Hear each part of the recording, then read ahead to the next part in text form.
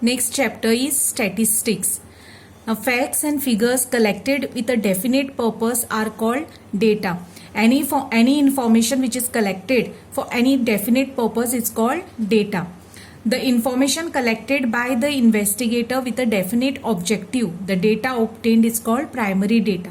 Now, what is primary data? Suppose any teacher comes to your class. खंयची teacher समज तुमच्या क्लासीन येता आनी तुमचे फेवरेट फ्रुट्स विचारता जावं फेवरेट सब्जेक्ट विचारता आणि तो इन्फॉर्मेशन कलेक्ट करता. That is primary data. The first hand information is the primary data. The information gathered from a source with already had the information stored. The data obtained is called secondary data. Now what is secondary data? Now in first example तुमका कितें सांगले खंयची teacher क्लासीन येता तुमका कितले marks पडले ते विचारता जावं खंयचो सब्जेक्ट तुमचो फेवरेट ते विचारता तुमकां येवन विचारता आणि इन्फॉर्मेशन कलेक्ट करता. That is primary data. But if any teacher comes to your class teacher and ask about the information of the student from their class from her class म्हणजे तुमचे क्लास टीचरी कडल्यान तुमचे इन्फॉर्मेशन घेता which is already collected by your class teacher from you. Class टीचरीन तुमचे कडल्यान information collect करता. That is primary data. Class टीचरी कडेन सगळें इन्फॉर्मेशन ऑलरेडी आसा. दुसरी खंयची टीचर येता क्लास टीचरी कडल्यान इन्फॉर्मेशन घेता. That is secondary data. The difference of the highest and lowest valued in the data is called the range of the data. Now suppose highest and lowest value आता तुमचे कडल्यान खंयचोय कितें value आता for example तुमचे आता क्लासीन येता खंयची टीचर आणि मार्क्स विचारता तुमकां. Science out of 20 marks. Suppose in science out of 20 marks highest mark is 19 and lowest marks is 1. Now, difference between the highest marks and lowest marks, that is 19 minus 1, that is 18, is the range of the data. So, the difference of the highest and the lowest value is in the data is called the range of the data. Now, to present a large number of data, we consider it into group. This grouping is called classes or class interval. आता for example in full स्कुलाचे information जाय आमकां. Full school there are so many student more than 1000 students आनी तांचे marks आमकां जाय in any subject. For example in science we want their marks in science.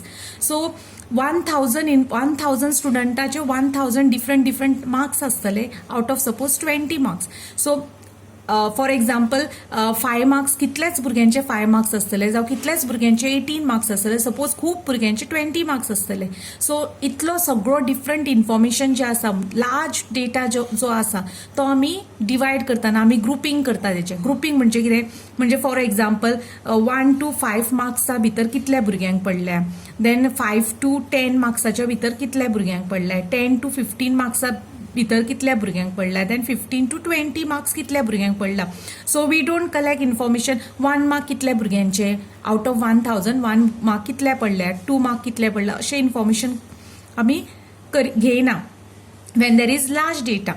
So तेन्ना when there is large data we do grouping of data म्हणजे 1 to 5 marks कितल्या भुरग्यांक पडल्या. So how many students scored marks between 1 to 5, how many scored between 5 to 10, how many scored between 10 to 15, how many scored between 15 to 20. Like this we do the grouping of the data and that is called classes or class interval. Their size is called class size. आता size पळय 1 to 5 to 10 हेका 5 to 10 this is called a class size. Class size म्हणजे 5 difference आसा सगळ्यांक. that is a class size or a class width. In each class the least number is called a lower class limit. आता 1 to 5 this 1 is the lower class limit and the greatest number is called the upper class limit. So 5 is the upper class limit. So here in second case 5 is the lower class limit, 10 is the upper class limit.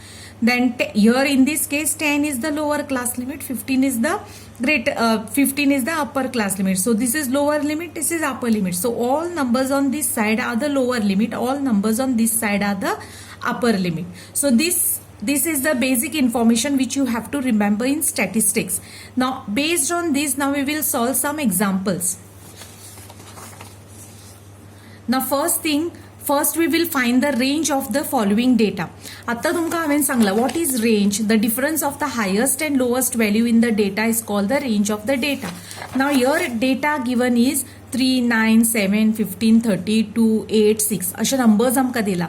Now difference between highest and lowest number म्हणजे सगळ्याहून व्हडलो number हांगा खंयचो आसा. Biggest number is 30. So 30 and lowest number सगळ्याहून लहान number खंयचो आसा 2 आसा सी 2. So 30 minus 2 is the range of the data. So how we find the range? What is the formula to find the range? Range is highest minus lowest. So 30 minus 2 is what? 28. So range of this data is 28.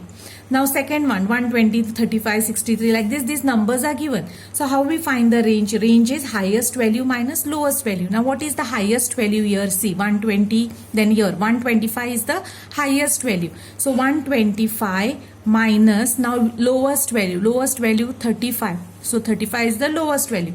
So 125 minus 35. 125 minus 35 is 90. So 90 is the range of the data. So like this you find the range. सगळे numbers जेन्ना दिता तेन्ना highest value घेवपाचो minus lowest value and that is the range of the data. Now next, write the lower limit and upper limit of the class interval.